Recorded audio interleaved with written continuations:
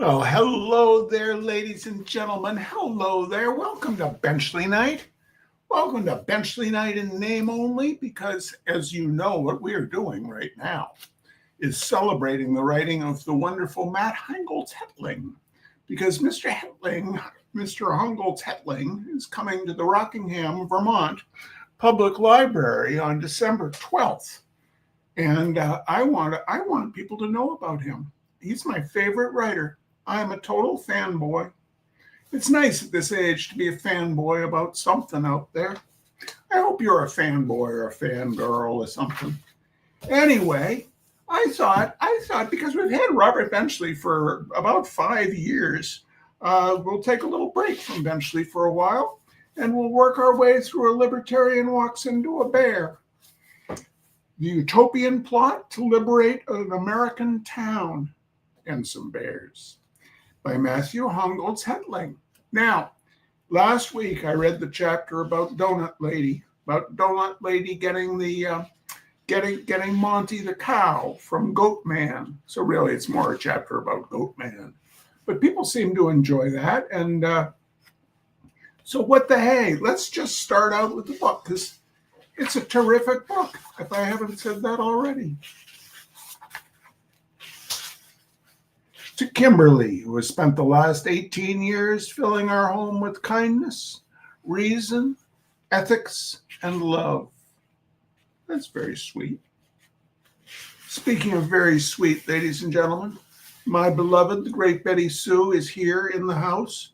She leaves tomorrow morning to go back to Texas, but you can see we have a jigsaw puzzle behind us that is enjoyed by both myself, to a modest degree, Charbonneau the cat very much, and Betty Sue to a really, really high degree. Anyway, hi, Catherine Fisher. How are you? Good to have you here. Prologue. The Firefighter and the Bear. It seems strange that bears, so fond of all sorts of flesh, running the risks of guns and fires and poison, should never attack men except in defense of their young. How easily and safely a beast could pick us up as we lie asleep. John Muir, My First Summer in the Sierras, 1911. During the summer of 2016, the firefighter became convinced that the bear was watching him. Somewhere up in the tree line for the whole summer, it must have monitored the old schoolhouse on Slab City Road while the firefighter's tall, lean figure moved about below. How else could John Babiars explain the various times he would leave for a quick errand, only to find upon his return that his ramshackle chicken coop, aging apple tree, and makeshift sheep paddock had been de-chickened, de-branched, and de-sheeped, in broad daylight, no less? Even when the bear situation threatened to get out of hand, Babiars did not call wildlife officials. Seeking help from the government was not his style. I came to know Babiars while exploring a series of mysteries in Grafton, a fly-speck town buried in the woods of New Hampshire's western fringe. And ladies and gentlemen, it's about an hour north of here, Grafton. And that's, yeah, it's remote-ish. A rural, isolated community of about 560 homogeneous households. 97% of Graftonites are white, 0% are black. Grafton is a place people come to in search of freedom. Grafton has made national news just twice over the past 20 years. In 2004, it received brief attention as the site of one of the most ambitious social experiments in modern American history, the so-called Freetown movement. Freedom-focused libertarians from around the country announced that they would move to Grafton to liberate it from strangling yokes of government. Then, in 2012, Grafton rose to infamy once again when it hosted New Hampshire's first modern credible account of a wild bear attacking a person in living memory. The two events seemed unrelated, to get held together only by the shared setting of a brooding New England forest. But in fact, I was to learn, the town's longtime Graftonites, libertarian liberators, and bears of unusual enterprise were connected by far more than the dirt roads winding through its wild hills and valleys.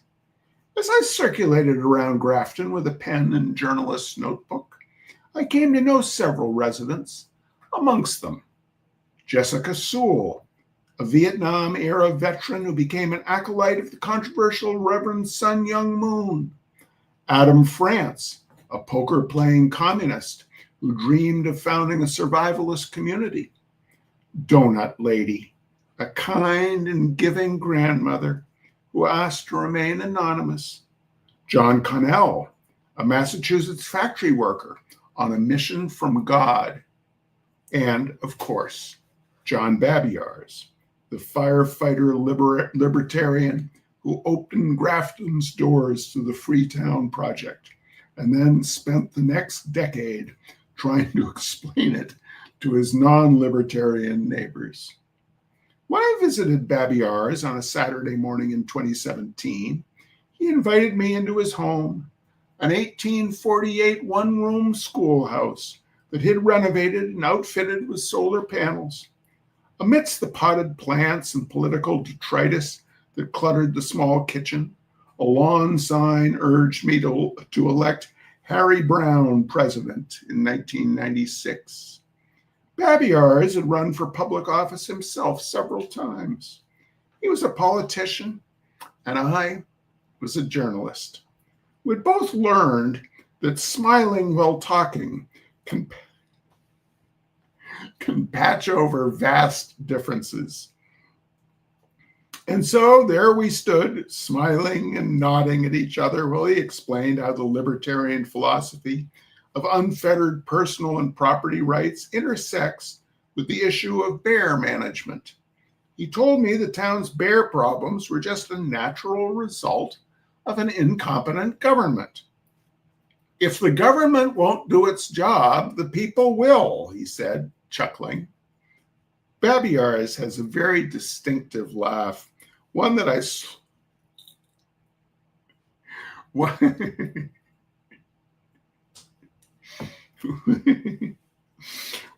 slowly realized reminded me of Krusty the Clown from The Simpsons. It was very disarming. I soon found myself agreeing with him. That dang government. Babiars was shot once, not during his tenure with the U.S. Air Force, but in his own front yard. A confused pheasant hunter shot him in the ass. Did that hurt? Oh, Jesus. The guy is lucky I didn't pull out my gun and return fire, he said, referring to one of the many guns he has cached. He has cached throughout his property. More smiling. I was genuinely getting to like Babiars. That dang pheasant hunter. Finally, Babiars got around to the topic of the bear that had been watching him. During the summer of 2016, the two had a disagreement that defied easy compromise. Could the bear eat all of his chickens or none of them? He showed me 2 chicken coops that held 3 dozen birds, a mess of colors indicating a mix of breeds, including barred rock, prolific egg counts, bossy with other breeds, buff Orpingtons, big eggs, friendly personality, and Americanas, blue eggs, cold hardy. But it was a rotating cast because the bear typically ate 3 or 4 chickens at a pop. After the bear began coming through the walls of the older coop, the firefighter decided to condense all the birds into the newer, stronger coop. But one chicken, which had survived 3 or 4 bear attacks by that time, refused to be corralled. It was elusive, he said, chuckling. I chuckled too. That dang chicken.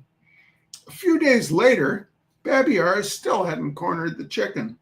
But one afternoon, as he crested the slope near a small outbuilding, he saw the bear, about 30 feet away, chasing the bird in tight circles on the grass between the old coop and a tractor. The chicken, a black Australorp, good layer, leads bears to humans, caught sight of Babiars and rushed toward him, the bear right behind. As the chicken literally leapt into the firefighter's arms, the bear stopped, perhaps seeing Babiars for the first time. Man and bear locked eyes. In the outbuilding next to him, Babiars knew that an AR-15 was leaning up against the wall between a filing cabinet and a paper shredder. But could he get to it in time? Don't you even think about it, he said to the bear. Boy, my gun's right here, and boy, I'm gonna drop you. After a long, tense moment, the bear ambled away, past the firefighter's target shooting range and toward a swamp. It had no fear, Babiars noted, which is a problem. Other Graftonites, many with bear experience, used similar words when telling me about their encounters. The bear was bold. The bear didn't seem afraid. The bear watched them, thinking before moving on, they said. What I eventually learned was that Grafton's first modern bear attack should have been predictable. And in fact, future attacks are more predictable still. That was not the last Babiars would see of this particular bear. He called it his Moby Dick. Somehow, I've had this adventure with bears for many a decade, he said. Maybe it's my, quote, evil spirit. I don't know. Certainly something unusual seemed to be plaguing Grafton. Something with the power to pit neighbor against neighbor, freedoms against security, man against beast. But an evil spirit lurking behind Babiars' smile? That seemed unlikely. We looked at each other and we laughed. That's the end of chapter 1, ladies and gentlemen. That's the end of chapter 1. Now, I'm going to be gone. I'm going to be gone down to Texas for Thanksgiving. So it may be a little while, or maybe I'll do these from Texas. I don't know. But we will continue if you enjoy this. If you don't enjoy this, just let me know. We hate this, Charles. We hate this. Anyway, you take good care. Thanks for tuning in. Hang in there. It's nearly 2026. That should be good, I hope. Take care. See you soon.